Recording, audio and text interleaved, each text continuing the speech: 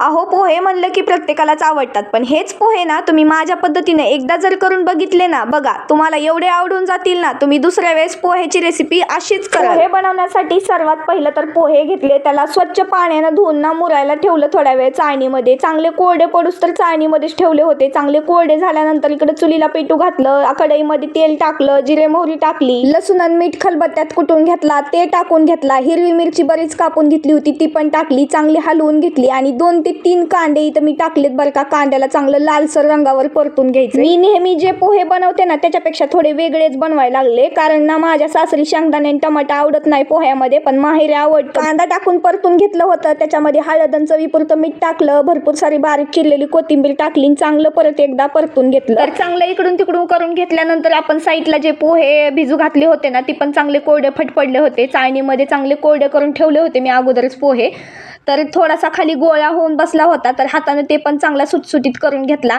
आणि चांगले आता ना मस्त असा कमी जाळ लावायचा आणि कमी जाळावरती हे पोहे चांगले असे परतून घ्यायचे. गावाकडच्या त्या चुलीचा धुरकट वास आणि त्याच्यावर केलेले असे घमघमाट पदार्थ काय भारी लागतात ना. नाश्ता असो का जेवण, पण चुलीवर केलेला कुठलाही पदार्थ नंबर 1च बनतो. तसेच हे पोहे पण खूप छान आणि खूप टेस्टी झाले होते. तर तुम्ही सुद्धा एकदा ही पोहेची रेसिपी माझ्या पद्धतीने नक्की बनवून बघा. आता तुम्ही म्हणाल हे पोहे तर साधेच बनवलेत, यात दुसरं काय म्हणजे नवीन आहे बनवण्यासारखं, पण हो खरंच माझ्यासाठी नवीनच आहे, कारण मी बिना शेंगदाण्याचे आणि बिना टोमॅटोचे पोहे बनवते. पहिल्यांदाच मी माझ्या माहेरी हे पोहे बनवलेले आहेत. तर तुम्हाला आजची माझी रेसिपी कशी वाटली नक्की कमेंट करा. आवडली असेल तर लाईक शेअर सबस्क्राईब. धन्यवाद.